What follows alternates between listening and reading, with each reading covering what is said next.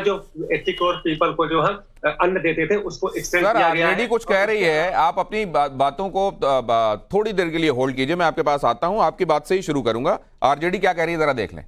बनाए गए हैं, उसी तरह का कॉरिडोर बोधगया में, नालंदा में, ये तमाम घोषणाएं बिहार के लिए, क्या ये एक कह सकते हैं कि बिहार को बड़ी सौगात मिली है? ये पहली बात तो आपको और हमको सौगात शब्द को अनपैक करना होगा। लोकतंत्र है, सौगात अच्छा नहीं लगता है सुनने में। कोई खुदा नहीं है, भगवान नहीं है कि सौगात तो ये कतई नहीं है। मैं समझता हूं कि एक जो डायरेक्शनलेस बजट की एक हम पूरी परिपाटी देख रहे थे, उसी की परिणति हमने इस बार भी देखी। हालांकि कॉपी पेस्ट का काम करने की कोशिश हुई है, कुछ कांग्रेस के मैनिफेस्टो से, कुछ हमारे मैनिफेस्टो से। तो मैं कहता हूं कि ये भैंस मंगलसूत्र मुजरा वाले डिस्कोर्स के बाद अगर हमें हमारा मैनिफेस्टो आपको अच्छा लगा तो पूरा एक्नॉलेज भी करते, नंबर 1। नंबर 2, मुझे अफसोस इस बात का है कि मीडिया के भी कई साथी सड़क, नाली, नलका के लिए जो एलोकेशन हो उसको भी आप सौगात की श्रेणी में दे देते हैं। ये होना नहीं चाहिए था। बिहार का नाम 100 बार लिया जाए और बिहार को हासिल ना हो। बिहार को किस बात की जरूरत है? एक स्पेशल स्टेटस की जरूरत है और उसको समझना होगा क्यों हम मांगते हैं। उसमें सेंट्रल एलोकेशन की क्या भूमिका होती है, सेंट्रल फंडिंग की क्या भूमिका होती है, कॉर्पोरेट टैक्स और अलग टैक्सेस में क्या एग्जम्पशन होता है, ये सब्स्टिट्यूट नहीं है उसका। मैं कल से ये बात कह रहा हूं, विशेष राज्य या विशेष पैकेज के बीच में या नहीं होना चाहिए। हमारे जदयू के साथी न जाने किन मजबूरियों में या बोल रहे हैं। भाई या मत बोलो, बिहार ने ठेकेदारी आपको नहीं दी है। बिहार को जो उम्मीद थी वो तो नहीं मिला। विशेष पैकेज भी मैं नहीं देख रहा हूं। एक रूटीन एलोकेशन में कह रहा हूं, चाहे वो टूरिज्म के संदर्भ में हो या रोड कंस्ट्रक्शन के, हाईवे कंस्ट्रक्शन के संदर्भ में, एक्सप्रेसवे कंस्ट्रक्शन के संदर्भ में हो, रूटीन एलोकेशन को सौगात नहीं कह सकते। रूटीन एलोकेशन है और या वाली बात जेडीयू की तरफ से ना कही जाए। प्रभात रंजन जी। जी, मनोज झा जी बहुत ज्ञानी आदमी हैं और बहुत मृदुभाषी भी हैं। देखिए कितने अच्छे तरीके से अपनी बातों को कहते हैं। एक तरफ वो एक्सेप्ट कर रहे हैं कि केंद्र सरकार ने यह दिया है, यह एलोकेशन है, यह आवश्यकता है। तो जो कंस्ट्रक्शन बनता है, रोड कंस्ट्रक्शन बनता है, उन्होंने कहा रोड से कुछ नहीं हासिल होता। हम लोग शायद बहुत पहले से पढ़ रखे हैं कि अब्राहम लिंकन कहा करते थे कि अगर किसी भी राज्य और देश को विकास करना है तो सबसे पहले वो अपने इंफ्रास्ट्रक्चर पे ध्यान दें। रोड सबसे पहले बना, क्योंकि व्यापार रोड के माध्यम से ही होता है। तो यह जो पूर्वोदय का घोषणा किया गया, इसका स्वागत किया जाना चाहिए और खुले दिल से किया जाना चाहिए। इस पर राजनीति नहीं होनी चाहिए। जहां तक आपसे टिप्पणी इसलिए आवश्यक थी क्योंकि अगर आरजेडी बात कह रही है तो फिर जाहिर है आपसे बात सुननी आवश्यक थी, और इसीलिए मैं प्रोफेसर विवेक सिंह से जो वादा किया था मैंने कि मैं आपके पास ही वापस लौटूंगा, उसको थोड़ा मैंने ब्रीज किया।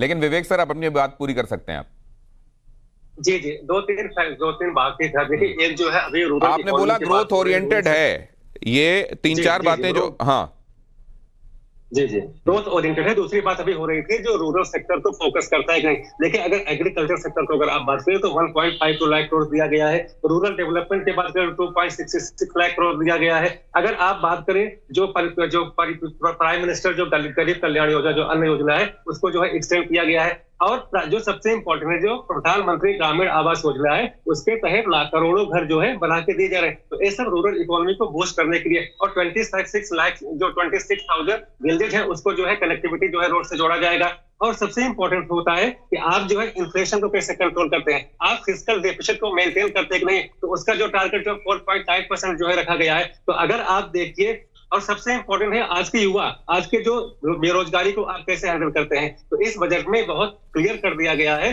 कि आपको जो है लगभग 3 लाख करोड़ का इंतजाम किया गया है, जहां पे लगभग 4 से 5 करोड़ जो है युवाओं को प्रशिक्षित किया जाएगा, उनको ट्रेन किया जाएगा, उनका स्किल डेवलपमेंट किया जाएगा ताकि उनको रोजगार में आसानी हो। न्यू एजुकेशन पॉलिसी के थ्रू भी ये हो रहा है। तो देखिए, अगर आपको देखना है समग्र दृष्टि से कि बजट अच्छा है कि बुरा है, तो आपको देखना पड़ेगा तो ग्रोथ ओरिएंटेड है कि नहीं, उसमें रूरल सेक्टर को इंपॉर्टेंस दिया गया है कि नहीं, उसमें एम्प्लॉयमेंट पे फोकस है कि नहीं, उसमें इन्फ्लेशन और कैपेक्स का लगभग 11.5 लाख करोड़ दिया गया है। तो अगर आप इन सबको देखते हैं तो बिल्कुल आप पाएंगे कि ये जो बजट किया गया है इससे बेहतर नहीं हो सकता था। देखिए, हम बोलते हैं ना कि दिल मांगे मोर, आप कुछ भी अच्छा कर दे लेकिन बेहतर से बेहतरीन की संभावना हरदम होती है। नहीं, दिल मांगे मोर में ये जो 5 चीजें आपने बताई, ये 5 पॉजिटिव के साथ मुझे एक वो बताइए जहां आपको लग रहा है गुंजाइश रह गई।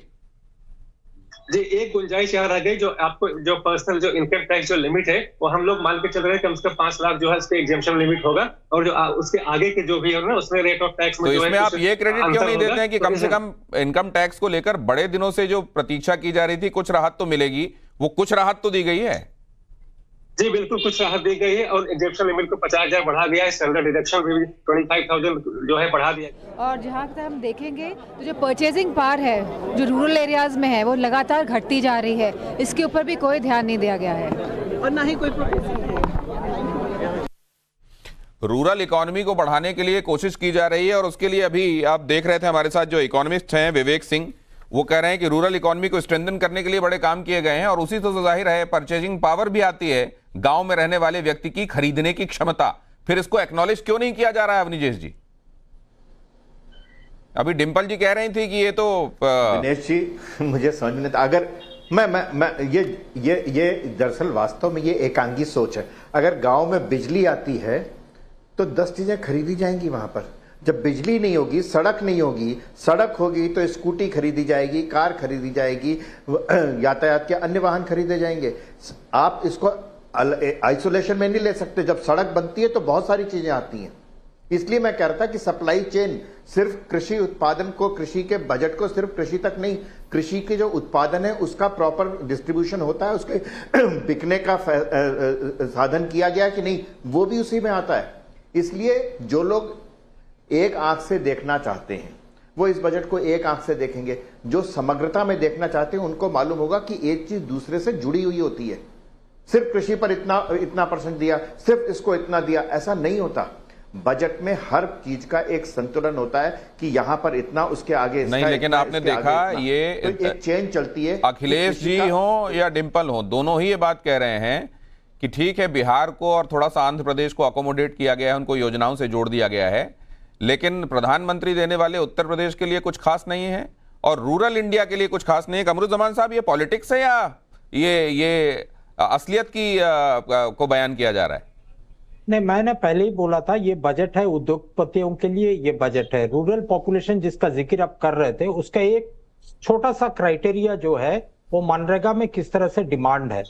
पहला डिमांड तो ये है कि हर साल मनरेगा में डिमांड बढ़ रही है रूरल सेक्टर में, लेकिन नरेंद्र मोदी गवर्नमेंट ने कोई प्रोविजन नहीं किया कि इस डिमांड को किस तरह से भरपाई करे। दूसरी नंबर चीज, हमारे जो फार्मर्स है उनका एकमात्र मांग था कि किसी तरह से भी आप, जैसे आप बोल रहे थे कि फार्मर्स की इनकम 2022 तक दुगनी हो जाएगी, उनका एक ही मांग है कि आप एमएसपी का लीगल गारंटी दे दीजिए बजट में। हमारा बहुत सारा मसला, बहुत सारे मुद्दा जो है कि वहीं पे सॉल्व हो जाएंगे, लेकिन उस तरह कोई पहल नहीं है। इस तरह इस बजट में भी ना ही तो पिछले बजट में इस तरह से कोई पहल नहीं है। दूसरी बात देखिए, जहां पैकेज का बात कर रहे हो, हर राज्य जो कि प्लानिंग कमीशन के तहत मिलता था उसको, आपने सरकार में आते ही सबसे पहले आपने प्लानिंग कमीशन को खत्म किया। आपने नीति आयोग बनाया, वो नीति आयोग के तहत जिस तरह से डिवीजन हो रहा है रेवेन्यूज का, फेडरल स्ट्रक्चर में जो है कि एक किसी तरह से दरार पैदा हो चुका है ऑलरेडी केंद्रीय राज्यों में। दूसरी बात यह है कि आज बिहार को आपने दिया है कुछ आर्थिक मदद या तो फिर कुछ इकोनॉमिक पैकेजेस। वहीं पे नरेंद्र मोदी जी एक समय बोलते थे कि हम बिहार के लिए 1.25 लाख करोड़ का पैकेज लाकर लाएंगे यहाँ पे, लेकिन वो तो इस बार भी नजर नहीं आया। अगर आपको देश को सही में अगर तरक्की के रास्ता में ले जाना है तो आपका फॉरेन पॉलिसी से लेकर आप किस तरह से फॉरेन टेक्नोलॉजी को इंडिया में लाकर आप अपने आत्मनिर्भर भारत को आगे बढ़ा रहे हो, ये नहीं हो सकता। अगर जब आप ये बात कह रहे हैं प्रोफेसर विवेक सिंह, देखिए वो पॉलिटिकल आदमी नहीं है, लेकिन वो लगातार ये कह रहे हैं कि बहुत सारी चीजें नहीं, उन्होंने ये कहा कि आप कह रहे हैं कि रूरल इंडिया को तवज्जो नहीं दी गई है और केवल कॉर्पोरेट को ये फोकस में रखकर ये किया गया है, तो वो तो फौरन ही नेगेट करने लगे इस बात को। उन्होंने कहा कि नहीं, ये आप ठीक नहीं कह रहे हैं। 10 सेकंड मुझको दीजिए। बोलिए। देखिए अभी बात हो रही थी परचेजिंग पावर की, तो परचेजिंग पावर सीधे सीधे एम्प्लॉयमेंट से जुड़ा होता है। अगर आप देखिए जो एमएसपी पे 50% प्लस जो है दिया जा रहा है कि नहीं, और लाखों करोड़ रुपए इस पे खर्च किया है, हर फसलों पर दिया गया है। अगर आप बोलेंगे सब्सिडी, देखिए जितना आप सब्सिडी देंगे उतना जो है आपका जो इनकम जो आप खर्च कर सकते हैं तो वो आपका बचता है, तो आपका वो इनकम लाखों करोड़ रुपए बच रहा है कि नहीं। स्किल डेवलपमेंट पे और एम्प्लॉयमेंट पे फोकस है, इंडस्ट्रियलाइजेशन का फोकस है, विलेज इकोनॉमी को जो है आपको इंडस्ट्रियलाइज किया जा रहा है, तो ये कहीं ना कहीं आपका कम से कम 10 से 12 लाख करोड़ रुपए जो है आपके विलेज इकोनॉमी को बचाता है। और इसकी वजह से आपके परचेजिंग पावर, जो मैं खास करके रूरल सेक्टर की बात कर रहा हूँ, मैं 6.5 लाख गांव की बात कर रहा हूँ, उनकी आमदनी जो है बढ़ती है। देखिए लेकिन आप एक्सपर्ट हैं, सबसे बड़ा कहते हैं कि सबसे बड़ी रियलिटी आज के दौर में परसेप्शन की होती है। परसेप्शन क्या बना बजट के बाद, ये समझने के लिए चलते हैं। आइए मुंबई और दिल्ली में जहां हमारे संवाददाता मौजूद हैं, विद्यानाथ झा मौजूद हैं, बहुत सारे लोग उनके साथ मौजूद हैं। पहले भी उन्होंने विश लिस्ट के संदर्भ में बातचीत की थी जब बजट आया नहीं था, और अब बजट पढ़ा जा चुका है, वो लोग क्या कह रहे हैं। और इसके अलावा हमारे संवाददाता मुंबई में भी मौजूद हैं, उनके पास चलें। लेकिन पहले विद्या आपके पास आ रहा हूं, क्या कह रहे हैं लोग, कितने नंबर दे रहे हैं 10 में से इस बजट को? जी देखिए, अभी लोगों ने बजट सुन लिया है, और महिलाओं की अगर बात करें तो सोना चांदी में, क्योंकि कस्टम ड्यूटी कम किया गया है, तो महिलाओं के लिए थोड़ी खुशी की बात यह है।